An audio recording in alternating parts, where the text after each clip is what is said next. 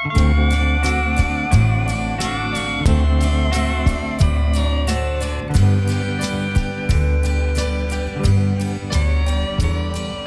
fat man sat on the busy street corner, his white beard and red suit in rhyme.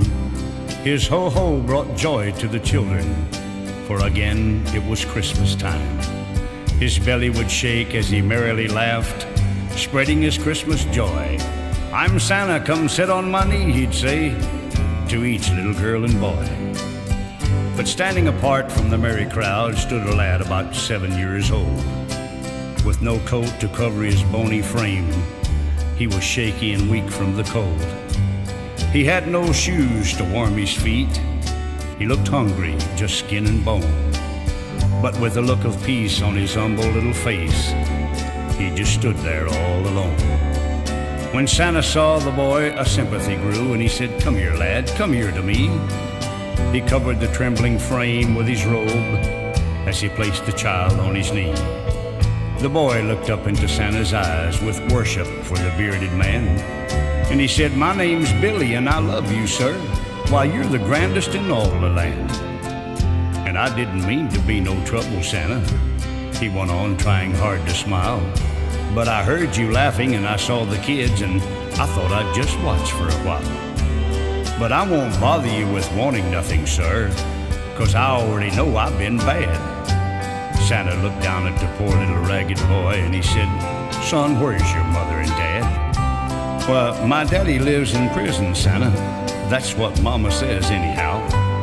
They say he shot Mama's boyfriend. He's been there a long time now. And me and Mama, we live with Mr. Brown now. Mom works at the bar every day. Mr. Brown just drinks beer and cusses a lot whenever I get in his way. So I've been gone about 4 days now, Santa. I've been sleeping in cars that I find.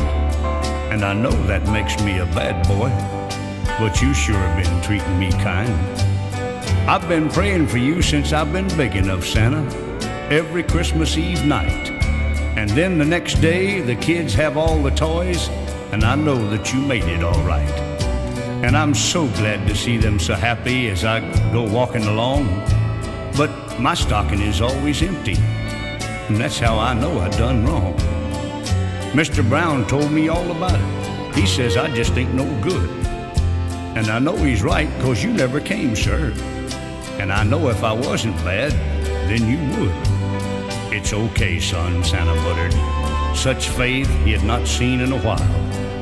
Though a tear was straining to fill his eyes, he looked down at the lad with a smile. "Just tell Santa what you'd like, son, anything you might have in mind. I didn't know where you lived before, Billy, but I promise I won't miss you next time." Little Billy's face quickly grew brighter. Such luck he would never have guessed. After thinking a while, he finally said, "Well, sir, I might just have one request. Have you ever been to heaven, Santa? Why, I bet you know God as good as you are.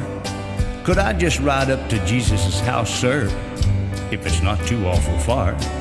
He might just let me live there a while. Daddy says he likes little boys.